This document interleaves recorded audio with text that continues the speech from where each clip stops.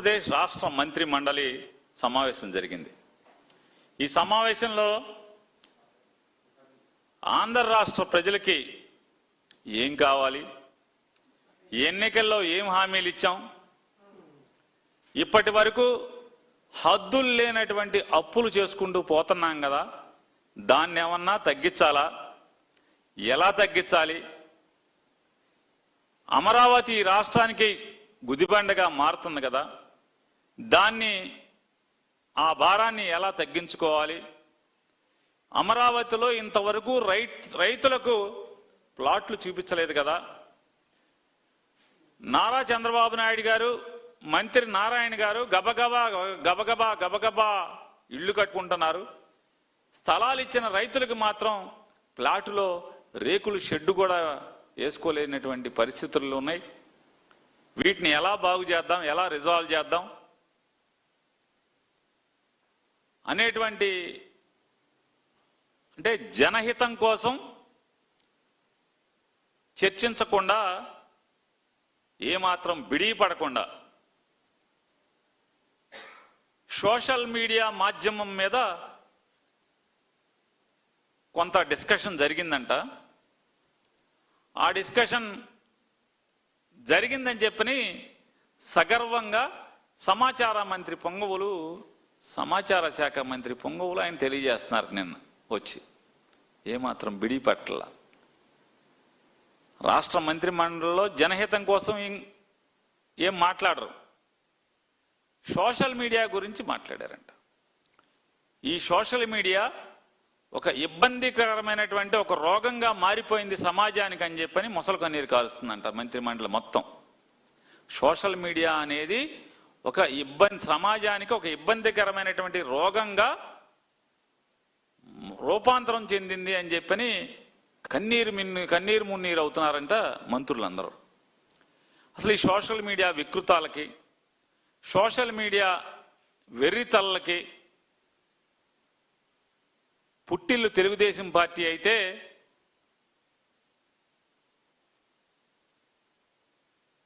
ఇవాళ టీడీపీ నడుపుతున్నటువంటి ఈ ప్రభుత్వం ఏదైతే, ఈ ప్రభుత్వాన్ని ఎవరు నడుపుతున్నారు? తెలుగుదేశం పార్టీ నడుపుతుంది కదా.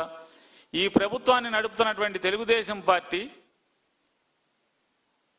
లేదా టీడీపీ నడుపుతున్నటువంటి ఈ ప్రభుత్వం, నారా చంద్రబాబు నాయుడు గారు, ఈ మంత్రులు సోషల్ మీడియా వికృత రూపం గురించి బుడబుడదొక్కాలు తీస్తున్నారట. నేను తినమరిగిన కోడి ఇల్లెక్కి కూసిందని చెప్పని దాపితే ఏంటిదంతా కాదు. మీ పనికి మాలిన చేష్టలు, ఈ మంత్రి మండలి యొక్క పనికి మాలిన చేష్టలు, అసలు ఈ సమాజంలో సోషల్ మీడియా వెర్రితల్లకి వికృత రూపానికి ప్రధాన కారణం మీ తెలుగుదేశం పార్టీ. 90% ప్రధాన మాధ్యమాలన్నీ కూడా, పేపర్లు కానీ మెయిన్ స్ట్రీమ్ టీవీలు కానీ దశాబ్దాలుగా నారా చంద్రబాబు నాయుడు గారు చెరబట్టి అటన్నిటిని ఒక పెంపుడు సంస్థల్లాగా వాడుకుంటూ తన్నెవరైతే విమర్శిస్తారో, రాజకీయంగా తన నిర్ణయాలను ఎవరైతే, ఏ సంస్థలు, ఏ రాజకీయ పార్టీలు, ఏ వ్యక్తులు తన నిర్ణయాల్ని లేదా తను ఎంచుకున్నటువంటి దుర్మార్గమైన లక్ష్యాల్ని వ్యతిరేకించే వాళ్ళందరినీ కూడా చంద్రబాబు నాయుడు లబ్ధి కోసం చేస్తున్నటువంటి అరాచక కార్యక్రమాలు చాలక, ఇది ప్రధానమైన మాధ్యమికాలు, పేపర్లు, టీవీల్లో చేసేటువంటి అరాచకాలు చాలక ఐటీడీపీ అనేటువంటి ఒక తెలుగుదేశం పార్టీకి ఐటీడీపీ అనేటువంటి ఒక విషపు బాహుల్ని ఏర్పాటు చేసుకున్నటువంటి వాస్తవం కాదా? అవునా? వాస్తవం కదా. ఈ ఐటీడీపీ అనేటువంటి విషబాహువులు సృష్టించినటువంటి వందలాది యూట్యూబర్లు, యూట్యూబ్ ఖాతాలు, వేలాదిగా లక్షలాదిగా పెయిడ్ ఇన్స్టా, ఫేస్బుక్, ట్విట్టర్ ఖాతాలు తమ జీతగాళ్లతో సృష్టించింది ఐటీడీపీ కాదా అని అడుగుతున్నాను. రాజకీయ ప్రత్యర్థుల మీద అసభ్యమైనటువంటి విషాన్ని చిమ్మిస్తూ అక్కడితో సునకానంద తృష్ణ తీరక రాజకీయ ప్రత్యర్థుల ఇళ్లల్లోని మహిళలను కూడా ఐటీడీపీ విషపు కొమ్మలు రెమ్మలు ఎన్ని ఏంటి ఐటీడీపీకి విషబాహువులు తెలుగుదేశానికి విషబాహువులు ఐటీడీపీ అయితే ఈ ఐటీడీపీకి మొలిచినటువంటి విషపు కొమ్మలు రెమ్మలు ఇవన్నీ కాదా అంటున్నా ఈ తప్పుడు ఖాతాలు. నీచంగా వికృతంగా అడ్డగోలుగా అసలు బరి తెగింపుకు హద్దు లేకుండా ఇంట్లో ఆడవాళ్ళని వాళ్ళ ఫోటోలతో నీచంగా పోస్టులు పెట్టడం, వేరే ఎవరితోనో పాత్రలతో నటింపజేసి ఆ పాత్రలకి ప్రత్యర్థి రాజకీయ నాయకుల యొక్క ఇంట్లో ఆడవారి ఫోటోల్ని తల ఫోటోల్ని మొహాల్ని వాటికి అతికిచ్చి ఆ వీడియోల్లో అతికిచ్చి సునకానందం పొందినా కూడా వీరికి హద్దులు లేనటువంటి చేస్తూ అక్కడితో ఆగకుండా స్వయంగా ఈ రాష్ట్రానికి ముఖ్యమంత్రిగా ఉన్నటువంటి అప్పటి ముఖ్యమంత్రిగా ఉన్న జగన్మోహన్ రెడ్డి గారి శ్రీమతి గురిని కూడా ముఖ్యమంత్రి స్థానంలో ఉండగా చంద్రబాబు నాయుడు గారి బరితెగింపు చూడండి. ఎంత నీచంగా జుగుప్సాకరంగా వీడియోలు చేయించారు, ఫోటోలు చేయించారు. ఈ రోజుకి ఆ అకౌంట్లన్నీ కూడా లైవ్లో ఉన్నాయి. ఇప్పటికీ చంద్రబాబు నాయుడు గారిని, లోకేష్ గారిని, తెలుగుదేశం ప్రభుత్వాన్ని ఆకాశానికి ఎత్తుతూ వైఎస్ఆర్ కాంగ్రెస్ పార్టీని, జగన్మోహన్ రెడ్డి గారిని, వైఎస్ఆర్ కాంగ్రెస్ పార్టీ నాయకుల్ని నీచంగా వికృత చేష్టల ద్వారా, వికృత కల్పన ద్వారా మరి ఇవాళ అదే అకౌంట్లో నడిపిస్తున్నారు కదా. ఈ రోజుకి అధికారం పోయిన తర్వాత కూడా ప్రతిపక్ష నాయకుడు జగన్మోహన్ రెడ్డి గారి యొక్క శ్రీమతి గారిని ఎంత నీచంగా చిత్రీకరించి సోషల్ మీడియాలో మీరు ప్రచారం చేస్తున్నారు. 90% మెయిన్ స్ట్రీమ్ మీడియా మీ చేతిలో మీరే కబళించుకున్నారు, చెరబట్టారు. మీ కబంధ హస్తాల్లోనూ ఉంది, మీ చెప్పు చేతల్లోనూ ఉంది, మీ పెంపుడు మాధ్యమంగా ఉంది. ఇవాళ 80% సోషల్ మీడియాను కూడా మీరే ఆక్రమించుకున్నారు కదా. చంద్రబాబు నాయుడు గారు మీకు ఇవాళ ఇది రోగంగా కనపడుతుంది. అవును, మీ రోగం మీ కళ్ళకు కనపడదు, మీ రోగం మీ కళ్ళకు కనపడదు. చంద్రబాబు నాయుడు గారు ఆయన నీచం అయినది ఒకసారి చూడండి. ఒకసారి ఎంత నీచంగా ఆయన చేసి ఇవాళ నాకేం తెలియదని మాట్లాడతాడు ఆయన. ఒకసారి చంద్రబాబు నాయుడు గారు సోషల్ మీడియాలో ఎలా మనం ఏమేం చేయాలి వికృతాలని చెప్పిన ఒకసారి ప్లాన్ చేశాడు. వీడియో కాన్ఫరెన్స్లో మాట్లాడాడు. చూడండి ఒకసారి, సౌండ్ పెట్టండి ఒకసారి.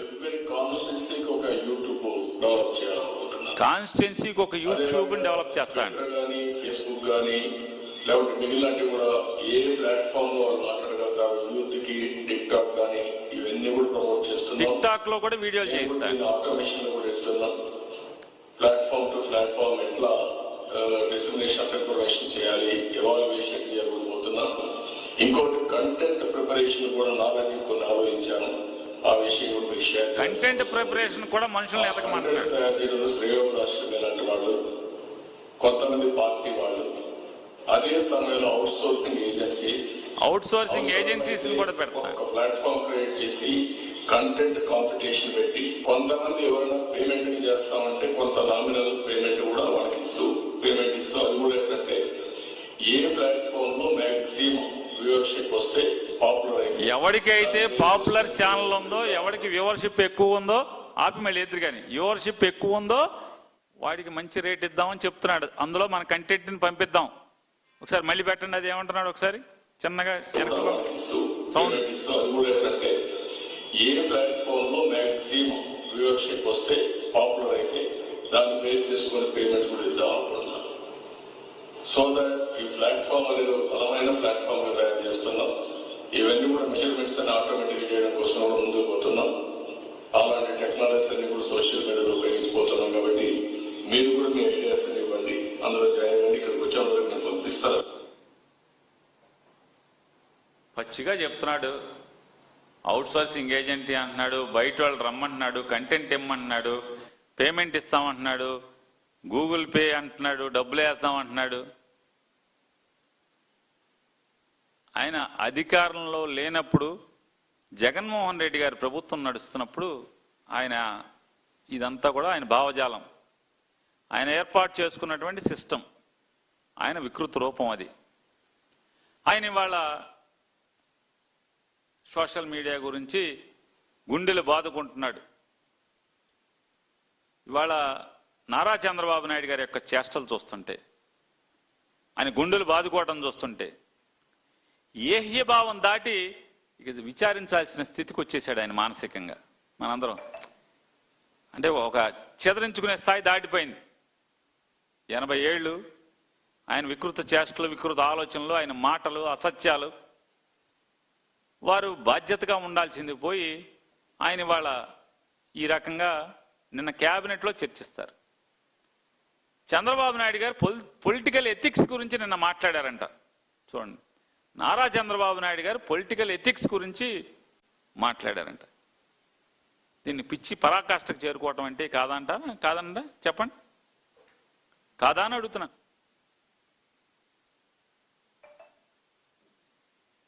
ఆంధ్రజ్యోతి టీవీలో వెంకటకృష్ణ అనేటువంటి ఒక ఆయన్ని కూర్చోబెట్టుకుని మాట్లాడిస్తాడు. అతను ఎవరో ఒకడు మాట్లాడతాడు. రాజశేఖర రెడ్డి గారి దగ్గరికి దాన్ని ఇన్ని యూట్యూబ్లో తిప్పుతారు. ఏమంటారు? జగన్మోహన్ రెడ్డి గారు వాళ్ళ నాన్నగారి సమాధి దగ్గరికి వెళ్ళి ఏమంటాడు, నానా నీ భార్యకి అన్యాయం చేశాను నానా, నీ భార్యని కోర్టుకు లాగాను నానా, నీ కూతురిని ఆస్తి లాగేసుకున్నా నానా అని చెప్తాడా? సమాధి దగ్గరికి వెళ్ళి ఆనందపడతాడా అని? సిగ్గు లేకుండా నారా చంద్రబాబు నాయుడు గారు ఎన్టీ రామారావు గారికి ఏమని దండేస్తున్నాడు? రోజు ఏమని దండేస్తున్నాడు? సిగ్గు శరం లేకుండా హరికృష్ణ గారి శవం దగ్గరికి వెళ్ళి కూర్చుని ఏమని మాట్లాడాడు? దగ్గుబాటి వెంకటేశ్వరరావు గారిని వాటేసుకుంటున్నాడు కదా, వాటేసుకుని చెవులో ఏం చెప్తున్నాడు అంటారు.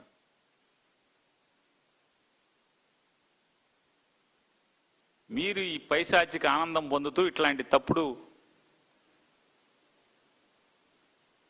ప్రచారాలని తప్పుడుతనంగా ప్రచారం చేస్తారు, క్యారెక్టర్ అసాసిన్ చేయడానికి ట్రై చేస్తారు. మీకు అసలు క్యారెక్టర్ ఉందా అని అడుగుతున్నాను. సార్ చెప్పండి సార్, మీకు క్యారెక్టర్ ఉందా అసలు అని అడుగుతున్నాను. అసలు మీకు ఏం కావాలి? ఇంకా ఇప్పటికీ 90% పేపర్లు, టీవీలు మొత్తం లాగేసుకున్నారు, మీ చేతిలో ఉన్నాయి. మీరు చిటికేస్తే డ్యాన్స్ కడతారు, మీరు కూర్చోమంటే కూర్చుంటారు, నుంచోమంటే నుంచుంటారు, ఏమైనా తిట్టమంటే ఆయన తిడతారు, మోడీని తిట్టమంటే తిడతారు, మోడీని ఆకాశానికి లేపమంటే ఆకాశానికి లేపుతారు. ఏది కావాలంటే అది కదా, ఒకటి కాదు.